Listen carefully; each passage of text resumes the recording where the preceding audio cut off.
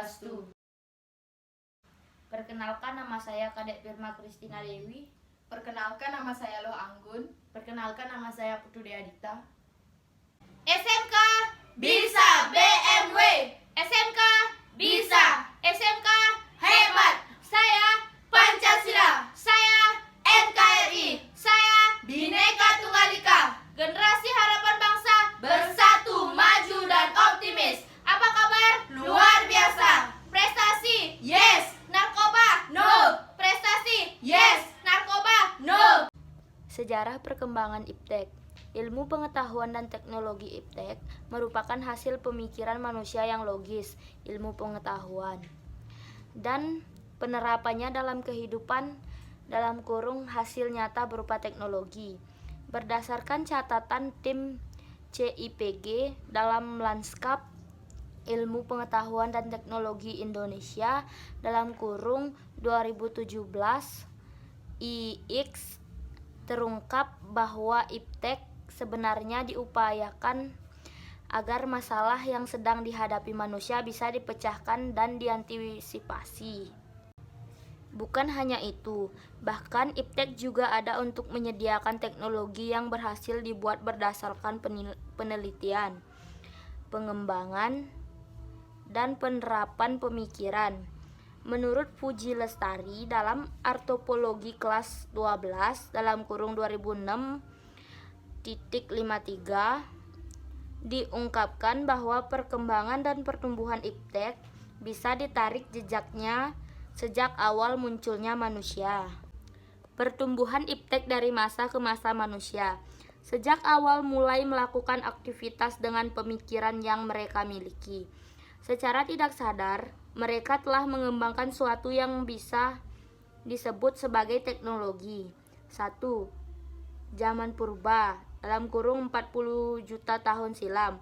Periode ini disebut juga sebagai masa pra-aksara atau prasejarah.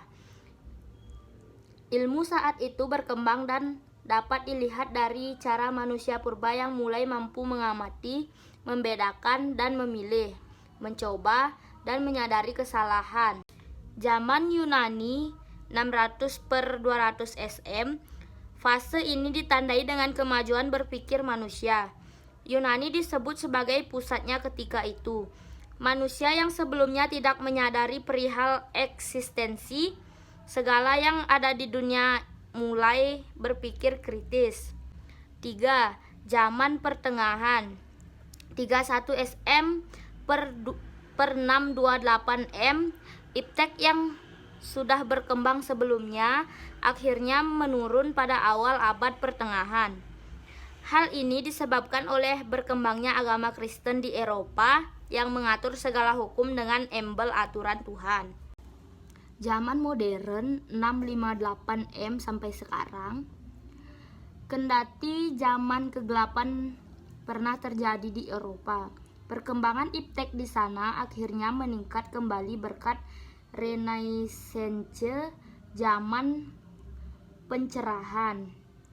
Pengetahuan pun berkembang pesat kembali, mulai dari Leonardo Pisa yang meneruskan penelitian mengenai ilmu aljabar hingga pengembangan pengetahuan akan tata surya, Kopernikus, Galileo, dan Kepler. Dampak positif dan negatif perkembangan IPTEK. Dampak positif di bidang pendidikan. 1. Inovasi dunia pendidikan semakin berkembang. Dengan adanya IPTEK, tentunya membuat pendidikan sangat mudah untuk dilaksanakan dalam kondisi apapun. Semua orang akan mudah belajar tanpa adanya halangan karena tempat yang jauh. 2. Sistem administrasi pendidikan berkembang. IPTEK juga memudahkan dalam hal administrasi di dunia pendidikan. Orang tua dan mahasiswa tidak perlu repot-repot untuk mendaftarkan pendidikan hingga datang ke tempatnya. 3. Muncul metode pembelajaran baru. IPTEK mendukung adanya perubahan metode pembelajaran bagi pelajar dan mahasiswa. Metode pembelajaran kini tidak hanya itu-itu saja seperti sebelum IPTEK berkembang. 4. Perpustakaan online atau daring. Semakin pesat berkembangnya iptek, kita dapat membaca hanya melalui gawai yang kita miliki. Kita tidak perlu datang ke perpustakaan tentu ketika kita membutuhkan buku yang ingin kita baca. 5. Berbagai hasil penelitian, iptek membuat kemudahan kita untuk berbagi ilmu dan mendapatkan ilmu. Dengan adanya iptek, penelitian yang dibuat oleh para peneliti dapat diunggah di internet. Beberapa juga ada situs web dengan berbagai unggahan hasil penelitian yang bisa diakses khalayak ramai. Dampak negatif di bidang pendidikan. 1. Pelanggaran hak kekayaan intelektual. Semakin berkembangnya iptek, semakin banyak juga informasi dan ilmu yang tersebar di internet. Hal ini dapat disalahgunakan oleh pelajar dan mahasiswa dalam mengerjakan sebuah tugas. 2. Kecanduan teknologi. Bagi sebagian orang yang baru saja kenal dengan teknologi, baru tentunya akan mengalami sedikit kecanduan untuk terasa menggunakannya. Hal ini memiliki dampak buruk. 3. Sarana untuk mencontek. Dalam pembelajaran daring, tentunya guru tidak bisa mengawasi siswanya ketika sedang melaksanakan ujian. Siswa dan guru berbeda tempatnya dengan perantara gawai dan aplikasi pembelajaran. Dampak positif di bidang pemerintahan. 1. Pelayanan lebih baik. Iptek membuat informasi dari pemerintah dapat disediakan dalam 24 jam sehari dan 7 hari seminggu. Kita tidak perlu mencari informasi mengenai pemerintah sampai dengan ke kantor fisiknya.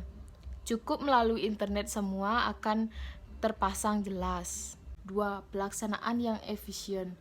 Koordinasi dari pemerintah dapat dilakukan melalui email atau konferensi video dengan aplikasi yang tersedia. Indonesia yang wilayahnya luas ini dapat memudahkan untuk melakukan diskusi dan koordinasi antara pimpinan pemerintahan dengan anggota yang lainnya. Adanya CCTV. CCTV mempermudah pekerjaan untuk urusan pemerintah. Dengan adanya teknologi CCTV, polisi lalu lintas tidak harus membawa surat tilang dan melihat satu-satu pengendara yang melakukan pelanggaran. 4. Akses informasi. Dengan adanya iptek, membuat pemerintah dapat mengetahui keadaan negaranya. Pemerintah dapat melihat daerah-daerah yang memerlukan bantuan akibat kesenjangan sosial. Dampak negatif di bidang pemerintah. 1. Biaya yang besar. Iptek memang alat yang memudahkan bagi hidup kita. Pemerintah pun akan terbantu karena adanya iptek. Namun, di balik itu tentunya ada biaya yang harus dibayar untuk mendorong negara agar tidak tertinggal oleh teknologi. 2. Privasi sulit dijaga. Privasi akan sulit untuk dijaga ketika kita telah memberikan informasi dan data dari kita. Dalam sebuah negara, tentunya informasi dan data rakyat ada di tangan negara. Hal ini digunakan untuk membanggakan kegiatan negara. 3. Jangkauan akses. Tidak semua orang memiliki internet di rumahnya dan di daerahnya. Warga yang berada jauh di pedalaman akan sangat sulit mendapatkan akses internet. Warga yang tidak dapat akses internet kemungkinan juga usaha untuk melek teknologi dan tidak mengetahui informasi-informasi pemerintah seperti situs web atau video siaran langsung pemerintah. Dampak positif di bidang ekonomi. 1. Produktivitas industri meningkat. Kemajuan iptek akan membuat produktivitas industri meningkat. Investasi dan reinvestasi akan berlangsung besar-besaran yang berguna untuk kemajuan dunia perekonomian. Banyak bisnis-bisnis online bertebaran di mana-mana. 2. Bisnis teknologi semakin ramai. Semakin besarnya perkembangan iptek, maka semakin ramai juga bisnis penjualan teknologi. Industri teknologi kali ini diuntungkan.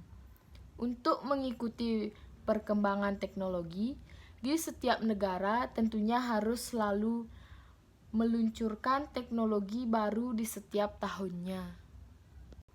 Pembayaran secara online. Karena bisnis teknologi sudah meningkat dan produktivitas industri juga meningkat, maka terbuatlah fitur untuk melakukan pembayaran secara online. Ini akan memudahkan kita semua dalam bertransaksi. Kita tidak perlu ke ATM atau bank untuk mengambil uang kita. Kita hanya perlu langsung transfer dari rekening kita ke rekening pedagang secara online. Dampak negatif di bidang ekonomi. 1. Resiko belajar online. Bagi orang awam, dengan teknologi dari pembelajaran online akan membuat kesulitan bagi dia ketika ingin belajar. Mereka yang awam akan selalu takut ketika belajar online karena takut akan penipuan. 2. Pencurian data kartu debit atau kredit. Karena ketika berbelanja bersifat langsung, cara belanja dengan kartu debit atau kredit adalah cara yang paling banyak dilakukan oleh masyarakat. Beberapa penipu berusaha mengambil data dan uangnya yang kita punya. Sikap selektif dalam menghadapi kemajuan iptek. Bidang politik. 1. Berpegang teguh pada ideologi negara. 2. Menanamkan nilai-nilai Pancasila dalam kehidupan. 3. Tidak menyebarkan konten hoaks yang bisa mengganggu stabilitas politik dalam negeri. 4. Patuh terhadap konstitusi negara. Bidang ekonomi. 1. Mengembangkan sistem ekonomi yang memperkuat produksi domestik untuk perekonomian rakyat. 2. Keunggulan daerah dijadikan prioritas utama mata pencarian penduduk. 3. Menggunakan bahan baku dalam negeri untuk mengembangkan industri. 4. Perekonomian yang berorientasi pada kesejahteraan masyarakat. 5. Memperkuat kerjasama dengan negara-negara tentang untuk menghadapi persaingan dengan negara maju. Bidang sosial budaya. 1. Terbuka terhadap inovasi dan perubahan bagi kemajuan masyarakat. 2. Memegang teguh pada nilai-nilai budaya dalam negeri. 3. Menolak segala budaya yang bertentangan dengan budaya dalam negeri. 4. Tidak mengembangkan iptek yang berbahaya bagi masyarakat. 5. Menjunjung tinggi hak-hak asasi manusia. Demikian video pembelajaran ini kami tutup dengan Parama Santi. Om Santi Santi Santi Om.